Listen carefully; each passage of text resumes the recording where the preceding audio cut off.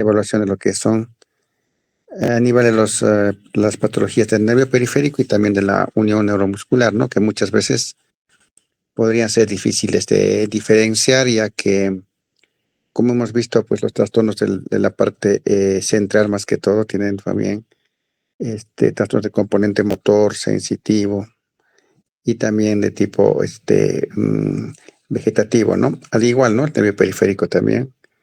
Pero en este caso los nervios, la mayor parte son pues mixtos, entonces los trastornos pueden ser de tipo mixto, ¿no? Con trastornos motores y sensitivos y también muchas veces con trastornos vegetativos, ¿no? En el caso de las polineuropatías o la lesión de un nervio también. Y en la unión neuromuscular, pues vamos a ver que hay también enfermedades que van a afectar eh,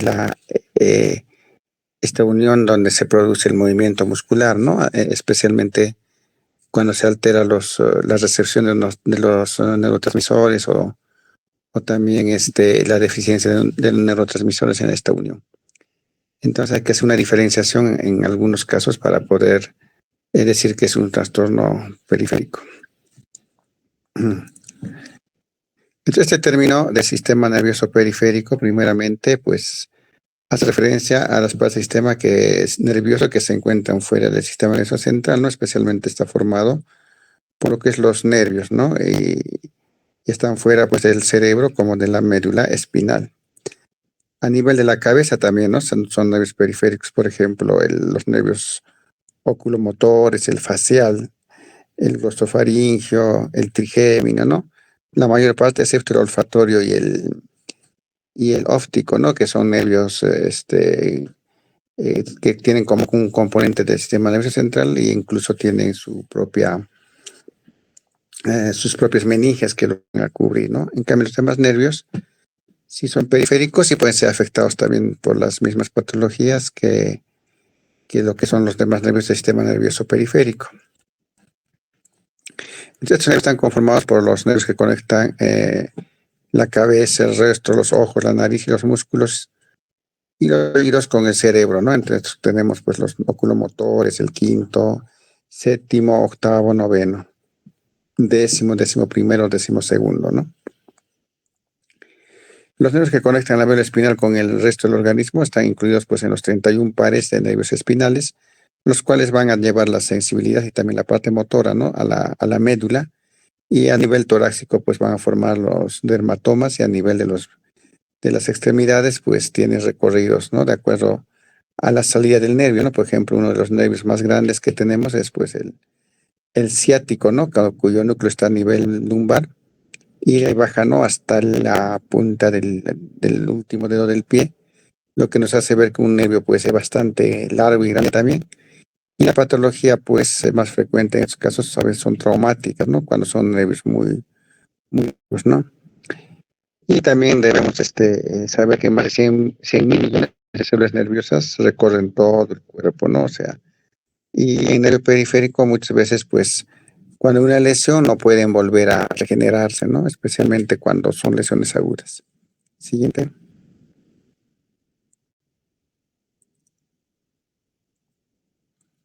Entonces, acá vemos la estructura típica de una neurona, ¿no? Y las neuronas pues se encuentran tanto a nivel central como periférico, pero sabemos que, por ejemplo, la vía motora tiene dos neuronas, ¿no? Y la sensitiva tres. En caso de una neurona nerviosa, pues se compone de un gran cuerpo celular y de fibras nerviosas también, que es una prolongación alargada denominada el axón, por el cual van los impulsos, y habitualmente va a presentar también muchas ramificaciones que se van a denominar dendritas. Estas sirven para recibir los estímulos, ¿no? Por eso se expresan de lo que es el cuerpo de la neurona, y van a recibir también ciertas señales, las cuales va a hacer que haya una excitación del cuerpo neuronal, y esta desencadene una función, ¿no? Que puede ser motora o sensitiva, etcétera, ¿no? Entonces, los impulsos van a proceder del axón, cruzan una sinapsis entre ellas hacia la dendrita o también hacia otra célula, ¿no? Y así se empieza pues la transmisión de todas las sensaciones y todos los movimientos a nivel del cuerpo. Siguiente.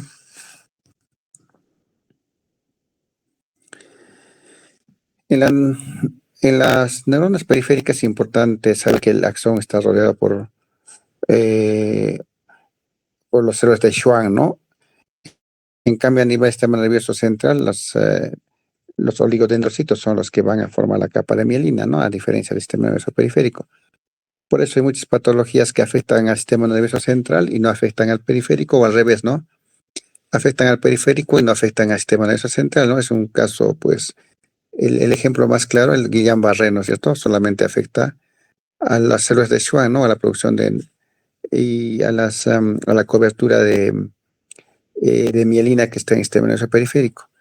En cambio, otra enfermedad que es típica del sistema nervioso central, como la esclerosis múltiple, tampoco va a afectar al nervio periférico, ¿no? Porque son diferentes tipos de células las cuales forman parte de las capas que van a envolver al nervio. Entonces, esa capa que la que se denomina la mielina son las que envuelven estrechamente el axón y forman una cubierta de múltiples capas, ¿no? Esta vaina de mielina se asemeja a un aislante como el que cubre pues un cable eléctrico, ¿no? Y los impulsos nerviosos viajan mucho más rápido a través de los nervios recubiertos o que tienen más cantidad de mielina y con una vaina de mielina que a través de los que carecen de ella no son los que van a tener velocidades de transmisión más lentas, ¿no? Especialmente los que tienen más mielina son los nervios motores y los que tienen menos mielina son los nervios periféricos, ¿no? Y también los vegetativos, por eso que muchas sensaciones sensitivas pues demoran en llegar a ser percibidas, ¿no? Entonces también es importante saber que hay las enfermedades que afectan a la vía periférica o el sistema nervioso periférico, pues van a tener un grado, ¿no? Desde leves a moderadas a severas, donde afectan algunas, pues solamente la mielina, ¿no? Entonces en este caso se va a llamar lesiones que afectan solamente la mielina, o los que afectan al axón, ¿no? Que son las lesiones de tipo axonomesis, ¿no? Ya producen que el axón también se deteriore. En este caso, la lesión obviamente es más grave, ¿no? En el caso que hablamos de Guillain-Barré, pues afecta básicamente a la mielina y por eso que hay una recuperación lenta, pero si no es muy severo el caso, se puede recuperar, ¿no? En cambio, ya cuando se afecta el axón, como en el caso de las polineuropatías o algún tipo de intoxicaciones por por metales pesados, por enfermedades genéticas que afecten todo el nervio, pues es muy difícil la recuperación, ¿no? Por eso que hay la evaluación que se puede hacer para ver el daño del nervio, pues es la electromiografía y la velocidad de conducción, ¿no? Con este examen podemos medir la velocidad con que se transmite pues los impulsos en cada nervio.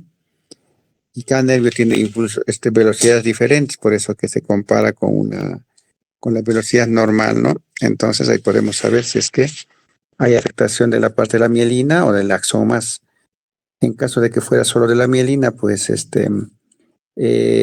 no habría una buena velocidad y tampoco al estímulo eléctrico no habría una buena respuesta del nervio. Siguiente.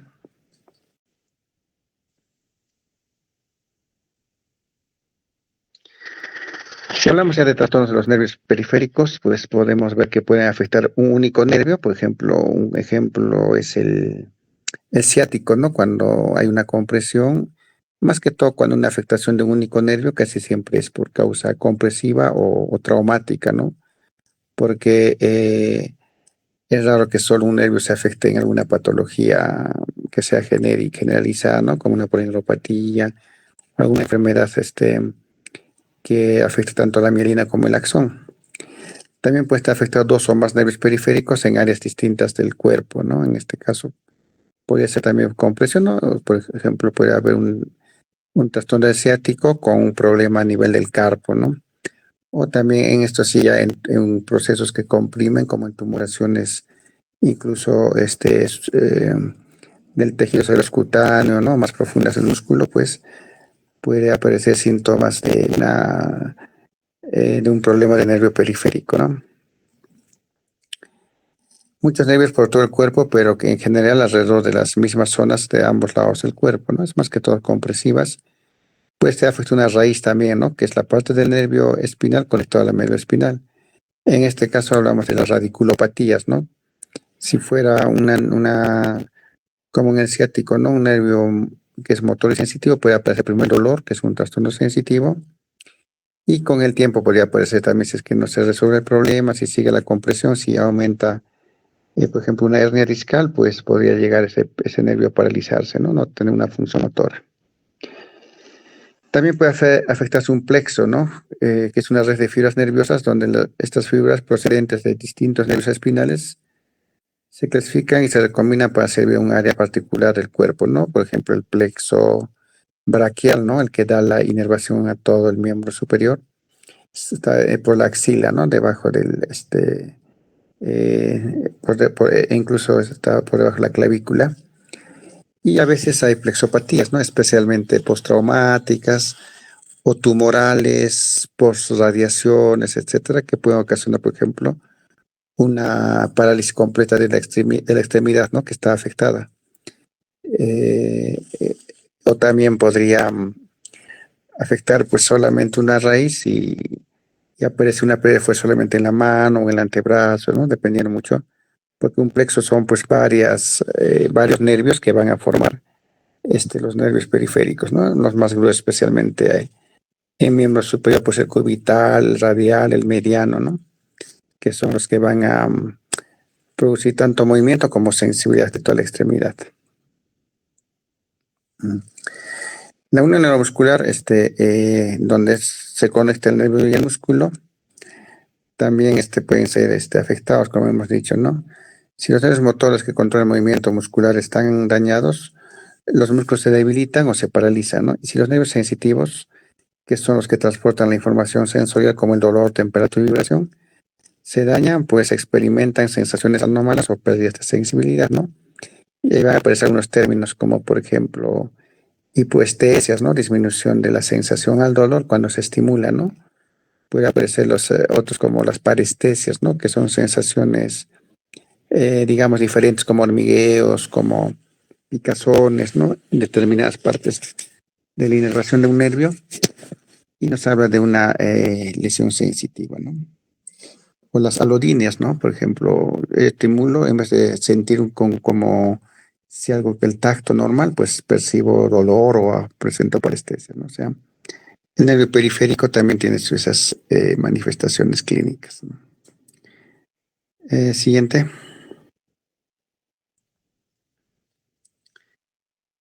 Bueno, una de las principales enfermedades del nervio periférico y que es un ejemplo para poder saber cómo funciona este sistema, pues es el síndrome de Guillain-Barré, ¿no?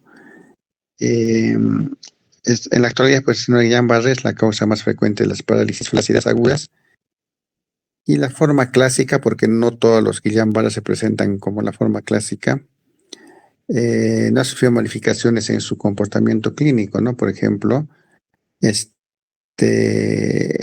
típico, ¿no? Que empiece con una pérdida de fuerza en las extremidades, en las partes distales, que sea ascendente, pero en sí ahora ha aparecido pues muchas variantes o síndromes extensos, ¿no? Como por ejemplo de las variantes más frecuentes el síndrome de Miller-Fisher, ¿no? Que se presenta con parálisis de nervios craneales incluso, con una ataxia, ¿no? Para caminar, pero principalmente areflexia, ¿no? Entonces, la reflexia es uno de los principales síntomas de lesión del nervio periférico, ¿no? O sea, porque hablamos de lesión de segunda motoneurona, como también la hipotonía, ¿no? Que vamos a ver cuando volvamos a ver el tono muscular. Entonces, esos principales signos son los que nos van a ayudar a pensar en una lesión de segunda neurona. Y en Guillain-Barré también, ¿no? Entonces, vemos que hay pérdida de fuerza, casi no hay manifestaciones sensitivas en el clásico, ¿no? Pero también se ve últimamente muchas variantes, incluso a veces con presencia de reflejos, ¿no? Especialmente si es que aparecen así como epidemias de Guillain-Barré, ¿no? Porque la causa, pues, es autoinmune, obviamente, de Guillain-Barré, pero puede haber algún factor que desencadena, como un virus o no, a veces son bacterias a veces enfermedades autoinmunes, ¿no? Etcétera. Pero el clásico Guillain-Barré pues se presenta así, a veces por una enfermedad infecciosa postviral. Entonces, las variantes clínicas del síndrome es extenso, ¿no? Con diferentes tipos, ¿no? Sustentado en los avances de la biología molecular y la inmunología que ha permitido la caracterización mejores formas del síndrome de Guillain-Barré. Por eso que se puso anticuerpos antigangliósidos que han reestructurado los criterios porque aumenta la sensibilidad y la especificidad del diagnóstico, ¿no? Porque es difícil el diagnóstico, solamente puede ser una punción lumbar a veces y solo lo único que buscamos es pues que haya disociación de proteínas con las células y también que haya signos de un proceso inflamatorio, ¿no?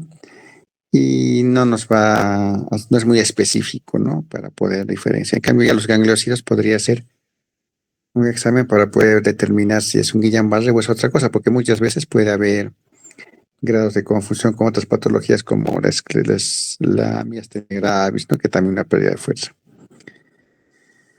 Entonces, debido a ello, los criterios clásicos son insuficientes para lograr una adecuada clasificación y discriminar a los imitadores del síndrome, ¿no? La evolución de los criterios debe cambiar la perspectiva en el abordaje del cuadro y tomar también la conducta terapéutica sin sobrepasar el juicio clínico y la práctica clínica diaria. ¿Qué quiere decir? Que muchas veces es más importante siempre la clínica, ¿no? Que pensar en los exámenes auxiliares o cómo podemos hacer un diagnóstico diferencial. Entonces, como vemos ahí en el dibujo, pues el Guillain-Barré en el síndrome de Guillain-Barré se produce una lesión de la capa de mielina, ¿no? Que es la que protege, la que cubre la envoltura, es la envoltura del nervio, ¿no? Es por eso que no hay fuerza o que también puede haber trastornos sensitivos. Siguiente.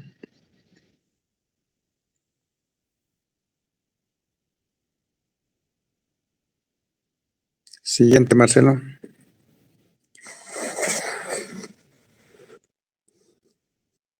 Por eso es importante conocer, pues, a veces los criterios, ¿no? Entonces, los criterios para diagnosticar así en forma precisa un Guillain-Barré son, pues, múltiples, ¿no? Pero tiene que hacerse siempre, ya que hay muchas patologías que pueden imitarlo.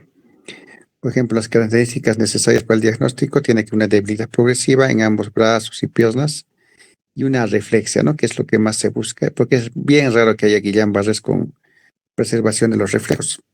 Puede haber, pero siempre habrá un bajón. Ahora, ¿qué apoya el diagnóstico? Por ejemplo, la progresión de los síntomas durante días a 4 semanas, o sea, agudo o subagudo, ¿no? Que diga el paciente, hace una semana y perdí un poco de fuerza y ahora ya no puedo caminar. No le hacemos la evaluación, vemos que hay reflexia, que hay hipotonía y pensamos en un Guillain-Barré, ¿no? Y hay que empezar un tratamiento si es que el paciente ya no puede caminar. Y para el apoyo al diagnóstico, pues hemos dicho la progresión de los síntomas durante días, semanas, la simetría relativa, que no, si es asimétrico hay que pensar, ¿no? Si es un solo lado, pues tal vez no se llama. Sino síntomas sensoriales leves, como parestesias, por ejemplo, que es la que más aparece, se queja el paciente, ¿no? De parestesias en extremidades. Afectación del nervio craneal, debilidad facial, especialmente bilateral. Si vemos una parálisis bifacial, hay que pensar que siempre en que se trata de un Guillain-Barré o una variante de Guillain-Barré, ¿no? Pero le hacemos reflejos y posiblemente no le encontremos. Las disfunciones automáticas, o a esto les llamamos las disautonomías, en el cual hay pues cuadros de taquicardias, presión alta, bradicardias, piloerección o también caída de los vellos del cuerpo, ¿no? Porque hay una respuesta fuerte con la adrenalina. Luego tiene que haber ausencia de fiebre, porque si hay ausencia de fiebre ya pensamos en algo infeccioso, una polineuropatía secundaria, ¿no? Hay rasgos típicos en el líquido cefalorraquídeo, que es la disociación albuminocitológica, el cual nos va a ayudar a poder ya sospechar el cuadro con unos días de diferencia, ¿no? Y la electromiografía, y como decía, las velocidades de conducción del nervios da signos característicos, ¿no? De un problema desmielizante en los nervios periféricos, con velocidades de conducción bastante bajas, ¿no? Algunas características que ponen en duda el diagnóstico también tenemos que conocer, por ejemplo, una debilidad asimétrica una disfunción vesical, ¿no? O sea, que haya incontinencia o retención urinaria. Eso va a decir, alejar mucho el Guillain-Barré, ¿no? Disfunción vesical, intestinal inicial y mayores de 50 células en el líquido cefalorraquídeo, pues también nos hace sospechar de algo más infeccioso. Que hay un nivel sensitivo también, ¿no? Nos hace sospechar de que no es de un Guillain-Barré.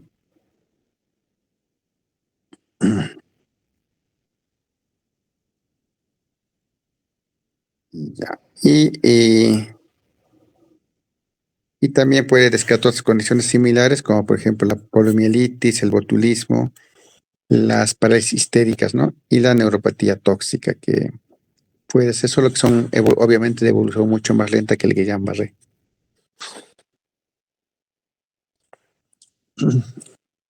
Acá tenemos los criterios de Brighton para la definición del síndrome de Guillain-Barré, ¿no? Que hasta ahora se utiliza. Por ejemplo, una debilidad flácida, simétrica en las extremidades, no está en un nivel de certeza, ¿no? Entonces eso nos va a ayudar a poder al final sumar. Los reflejos tendinosos profundos disminuidos, ¿no? Una reflexia, una hiporreflexia también, ¿no? El curso monofásico y tiempo que entre aparición del nadir de 12 horas a 28 horas. O sea que en ese tiempo ya ha perdido fuerza. No en forma muy aguda ni tampoco muy lenta, ¿no? Celularidad en el líquido cefalorraquídeo, ¿no? Con concentraciones de proteínas en el líquido cefalorraquídeo mayor a los valores normales. Y estudios de conducción nerviosa, ¿no? O sea, la electromiografía que consistente en un subtipo de síndrome de Guillain-Barré, ¿no? Que puede haber, para eso nos sirve. Otras enfermedades como polineuropatías o ELA también, ¿no? La electromiografía nos puede descartar. En la escala de Hagi, se tiene que también evaluar al paciente, ¿no? Cuando sospechamos de Guillain-Barré, no si es que camina, no hay ninguna alteración del nervio periférico, ¿no? Síntomas menores y capaz de nos habla de problema más todavía. Camina más de 10 metros en espacios abiertos con apoyo, pues hay que ver si progresa o se queda ahí nomás y mejora. Ya está cuando está confinado a silla de ruedas o a la cama por no tener fuerza, y ya pues empezamos ya con inmunoglobulina, tratamientos ya más específicos, ¿no? Si requiere ventilación aguda la mayor parte del día, pues estos pacientes entran a ventilador mecánico y no salen de ese años, meses, ¿no? Están con su traqueostomía. Y la muerte, ¿no? Que sería una complicación también de este síndrome. Siguiente.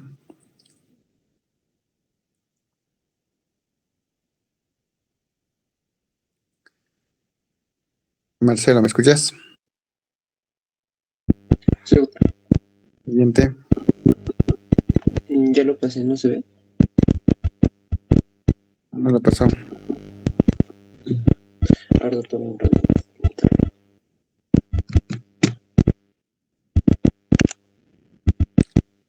Ya. Ahí está.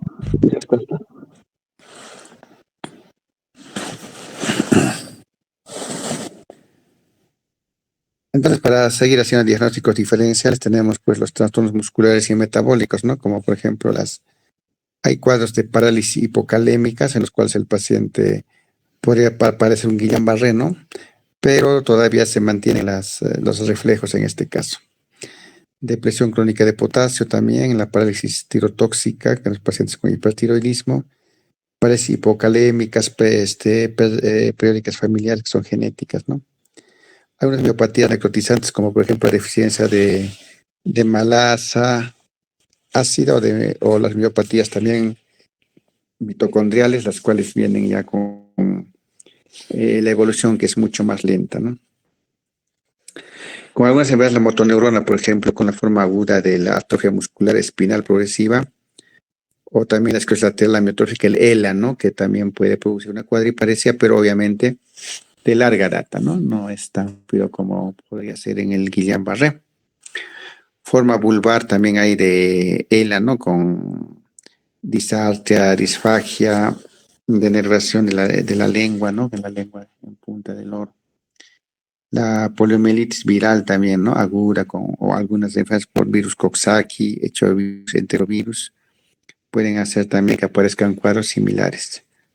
Las polineuropatías, como las poliradiculopatías inflamatorias, desmielinizantes crónicas, intoxicación por algunas sustancias, como la tullidora, polineuropatía del paciente en estado crítico, pacientes en UCI, por ejemplo, hacen polineuropatías y parálisis flácidas también, ¿no? La porfiria también, ¿no? Es una enfermedad generalizada, ¿no? Con dolores abdominales intensos y también puede dar polineuropatías parecidas a Guillain-Barré.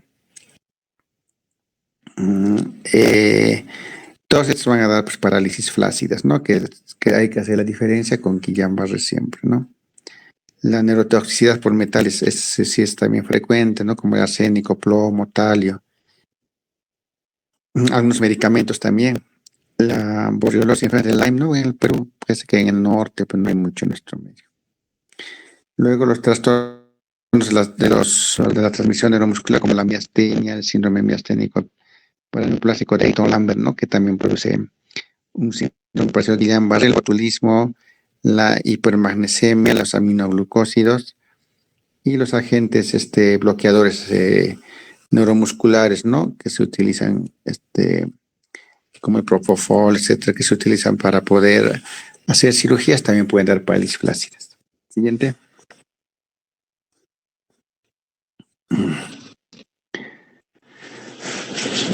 En resumen, el Guillain-Barré pues, es un cuadro más subagudo, ¿no? En gas máximo, no puede ser muy... la evolución no es tampoco tan lenta, ¿no? Sí se puede confundir con otras polineuropatías que se exacerban por momentos, ¿no? Pero ya no con ELA, ¿no? Porque el ELA, por ejemplo, pues es evolución muy lenta, tiene signos de primera y segunda neurona, ¿no? O sea, tiene una pérdida de fuerza, tiene hiperreflexia, pero hay fasciculaciones, ¿no? O sea, una mezcla entre signos de primera y segunda neurona, ¿no? Hay Babinski también, pero pues, hay fasciculaciones y también a veces puede haber tipos flácidos, ¿no? Lo que hace confundir a veces el. Y las neuropatías periféricas, aparte de Guillain-Barré, pues son un grupo diverso de trastornos que afectan a los periféricos y pues adquiridos también hereditarios. Son de origen sistémico o restringidas a los nervios periféricos también. Estas afecciones son comunes y a menudo dolorosas y a veces incapacitantes, incluso pueden ser fatales, ¿no? Hay unas polineuropatías que pueden llevar a la muerte porque no tienen un tratamiento, especialmente cuando son genéticas. Siguiente. Entonces, la clasificación, pues, depende del tipo y distribución de relaciones de nervios que están siendo afectados, ¿no? Para poder determinar. El grado de lesión también, ¿no? Se puede realizar con electromiografía para poder ver hasta cuánto lesión tiene el nervio, si está afectado el axón más o solo es la mielina. El curso de la enfermedad, cuando los nervios motores están comprometidos, las neuropatías se manifiestan con debilidad y atrofia muscular. El daño de los nervios sensitivos puede causar pérdida de sensibilidad, también parestesias, disestesias, dolor y ataxia sensorial, ¿no? Por eso hay romber positivo cuando una persona con problema medular se pone de pie, cierra los ojos, se puede caer, ¿no? Porque también hay trastornos eh, en la parte digo, del cordón posterior de la médula, ¿no? Luego también el daño de los nervios sensitivos, aparte de causar esas pérdidas de sensibilidad, puede haber disfunciones autonómicas, ¿no? Que pueden resultar en la hipotensión postural, impotencias, disfunciones gastrointestinales, geniturinarias, ¿no? Con retenciones incluso, sudoración anormal y pérdida del cabello. El compromiso de las fibras pequeñas que están no mielinizadas en la neuropatía sensitiva típicamente causan pérdida de sensibilidad al dolor y también a la temperatura, adormecimiento y parestesias dolorosas. Como un ardor frío, ¿no? Picaduras, hormigueos. Y cuando se afectan las fibras sensitivas largas, puede pues también haber pérdida de las sensaciones de vibración, posición, ataxia sensorial y parestesias, ¿no? Tipos de adormecimiento, picazón. En este caso hablamos de cuando evaluamos la parte de la sensibilidad profunda. Siguiente.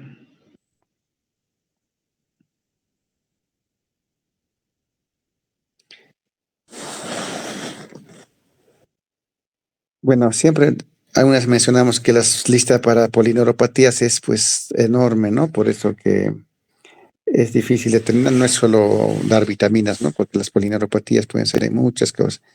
Pero la mayor parte de personas que vienen que con adormecimientos, con algunas sensaciones que se me mueve, ¿no? Fasciculaciones en la cara, mioclonías, son más por estados de ansiedad, ¿no?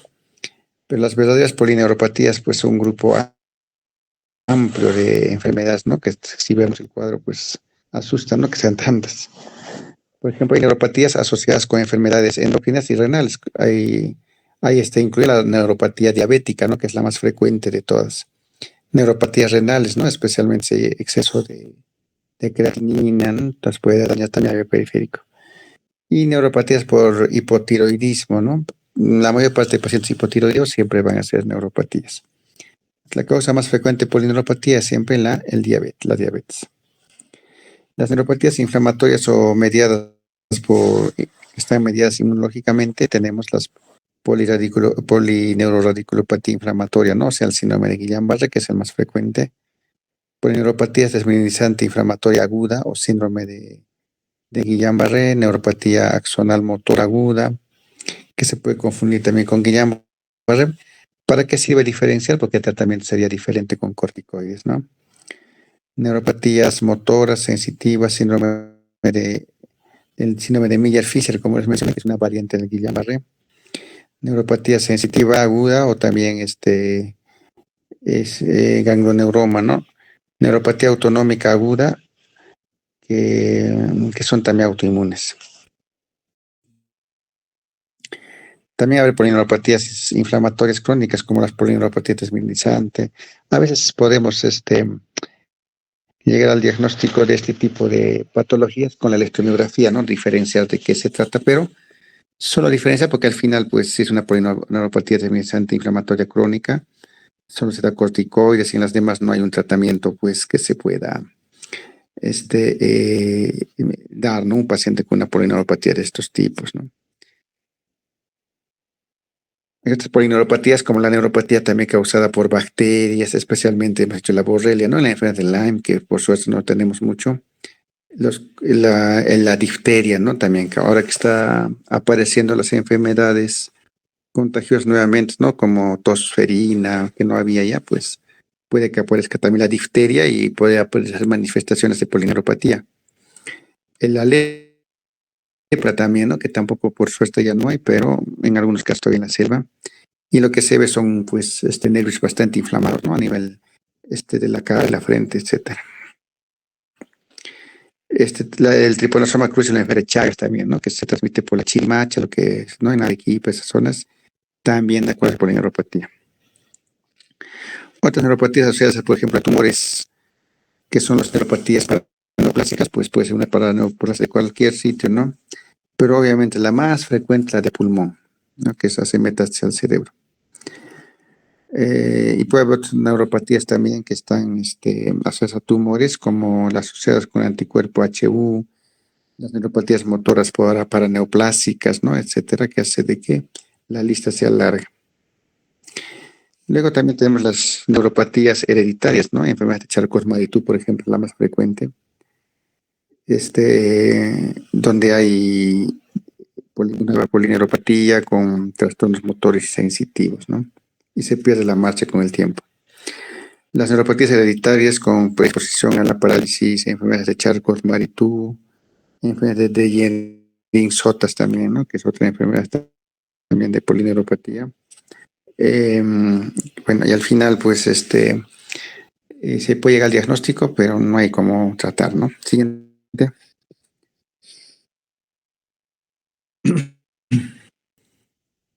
Más causas, ¿no? Por medicamentos, hasta la fenitoína, la vincristina pueden causar polineuropatías. También hay polineuropatías inducidas por radiación, ¿no? Personas que trabajan en centros de radiación o también los que hacen radioterapias. Polineuropatía del cuidado crítico, ¿no? Se llama la neuropatía del paciente que está en UCI, por ejemplo, por el tiempo de estar postrado más de una semana va a ser polineuropatía y peor si no se alimenta bien, ¿no? porque si está en UCI, pues le van a dar por zona nasogástrica y algunas cosas no va a consumir, entonces sí va a haber, y va a empeorar la polineuropatía también.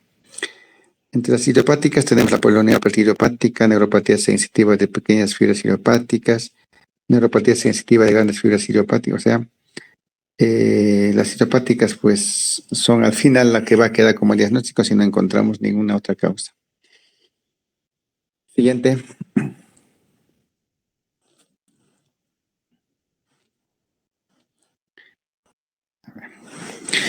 Ya. En la clínica, los pacientes con neuropatías periféricas pueden presentarse pues con la sensibilidad alterada, puede haber dolor, debilidad o síntomas también autonómicos, ¿no? Sudoración, pues, sequedad de la piel, esa zona, caída de los vellos de la zona, etcétera, ¿no? Que habla de polineuropatías o de daño de nervio que está inervando esa zona. Los hallazgos clínicos varían ampliamente, ¿no? Incluso pueden simular pues una mielopatía, se puede hacer mucho, pero los reflejos no deben diferenciar. A no ser que sea en la etapa aguda y si no, no sirven los reflejos, ¿no? Una radiculopatía, una enfermedad muscular o incluso hiperventilación pueden ser difíciles de identificar con una neuropatía, ¿no? En pacientes con problemas coexistentes. Los síntomas usualmente comienzan en los dedos de los pies antes que el de las manos, ¿no? Y se van a diseminar hacia la parte central. El cuadro clínico de la polineuropatía avanzada con atrofia distal y debilidad, ausencia de reflejos, tendinosis, pérdida de sensibilidad en guantes y medias, ¿no? Todos estos síntomas nos van a dar las polineuropatías en una fase ya avanzada, ¿no? En la cual incluso tienen dolores neuropáticos, ¿no? No pueden hacer las cosas porque sienten una sensación a quemazón, ¿no? Entonces eso sería una alodinia, por ejemplo, ¿no? Cuando al estimular con algo en una parte de la piel y tiene una reacción diferente, pues se llama alodinia. Siguiente.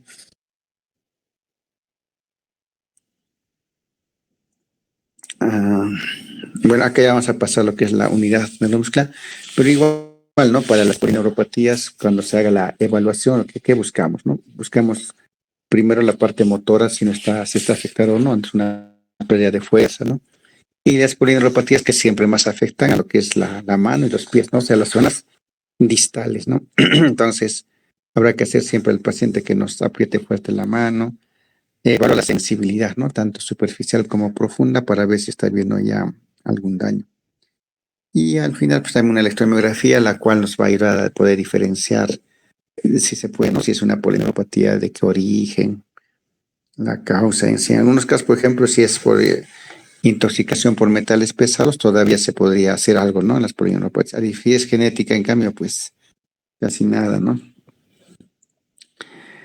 Entonces, como les decía, después de haber visto cómo es el nervio periférico y dónde llega, pues el nervio llega a la unidad neuromuscular, ¿no? O a la hendidura donde está presente lo que es la terminal del nervio y también los receptores del músculo, ¿no? Entonces ahí se va a producir el movimiento de todas las articulaciones, músculos, básicamente. La unidad neuromuscular constituye pues, la base fisiológica mediante el cual ocurre la sinapsis, ¿no? Que es del nervio al músculo, ¿no? O neuromuscular.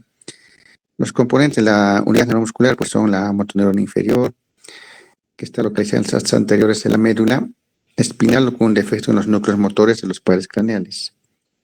El axón, ¿no? De la motoneurona inferior, que se encuentra recorriendo el nervio periférico, y también las terminaciones presinápticas que constituyen el botón axónico amielínico que se pone en contacto directo con el órgano efector, o sea, en este caso con el músculo.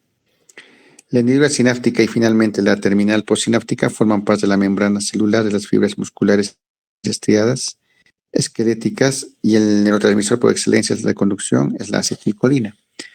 En caso de miastenia, ¿qué sucede? Pues hay en los receptores de acetilcolina que deberían estar presentes en el músculo se atrofian, ¿no? Por una reacción inmune y por un tiempo se le puede dar pues inhibidores de acetilcolina esterasa para que haya más acetilcolina en el medio, pero con el tiempo pierde el efecto y la enfermedad se vuelve crónica, ¿no? El neurotransmisor entonces por excelencia es la acetilcolina, pero también hay algunos electrolitos como el calcio, por ejemplo, que tienen mucho que ver en que la acetilcolina pueda separarse de su bolsa, ¿no? En el terminal, en la parte terminal del nervio. Siguiente.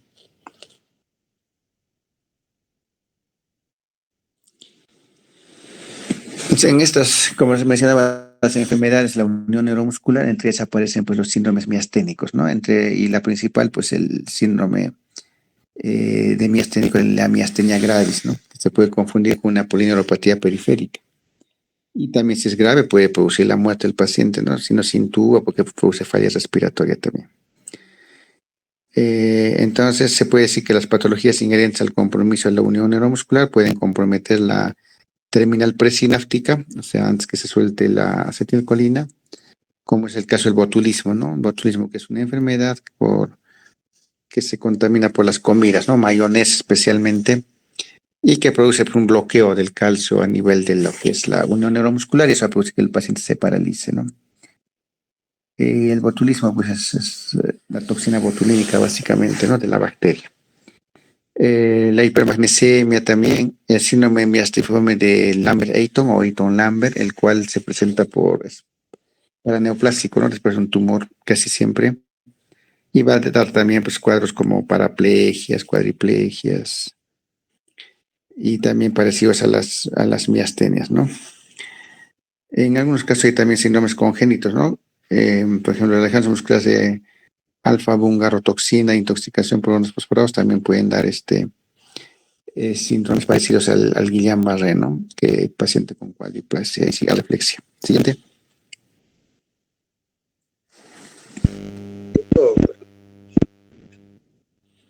¿Eso es todo?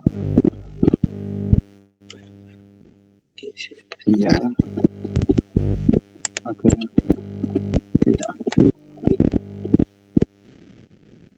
Listo, entonces, para terminar, ¿no? Entonces, para la diferencia clínica en el que fue una lesión de una segunda neurona o un cuadro miasténico, puede dar muchos tratamientos clínicos, ¿no? De los cuales una neurona se puede imaginar que es un síntoma principal. En cambio, los cuadros miasténicos, los efectos se van a mantener todavía, ¿no?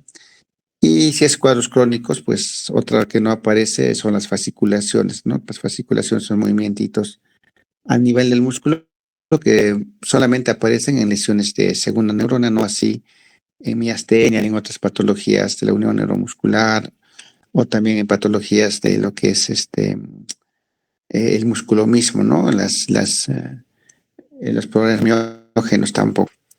Lo que sí a veces puede confundir es pues la presencia de alteraciones a veces sensitivas, que son leves en las miastenias, pero en las polineuropatías sí un poco más continuas, más severas, ¿no? Entonces, lo primero es ver los reflejos, hacer la evaluación también de la parte sensitiva, tanto superficial como profunda, ¿no? La superficial con lo que es produciendo dolor, tacto, temperatura, y las profundas viendo la ubicación, si el paciente también reconoce los objetos, el peso, incluso se los pone de pie y se ve si hay o no signos de Romberg, ¿no? Para poder pensar. Las polineuropatías, como también las pruebas medulares, pueden dar también signos de Romberg, ¿no? Pero más, signos de Romberg más intensos a nivel de una lesión medular. Ok, entonces lo dejamos, sería hasta acá el examen, pues no es mucho, son los temas que hemos visto, que está incluyendo, creo, es ACV isquémico hemorrágico, hipertensión endocraniana, síndrome piramidal, y esto de nervio periférico, o algo me estoy olvidando, ¿no? Y epilepsia, ¿no? Serían todos los temas, entonces quedamos, Marcelo, para ver cuándo damos el examen, ¿ya? Gracias. Ya, chicos. Claro, doctor, una pedido, doctor, no sea tan abusivo con el examen, por favor.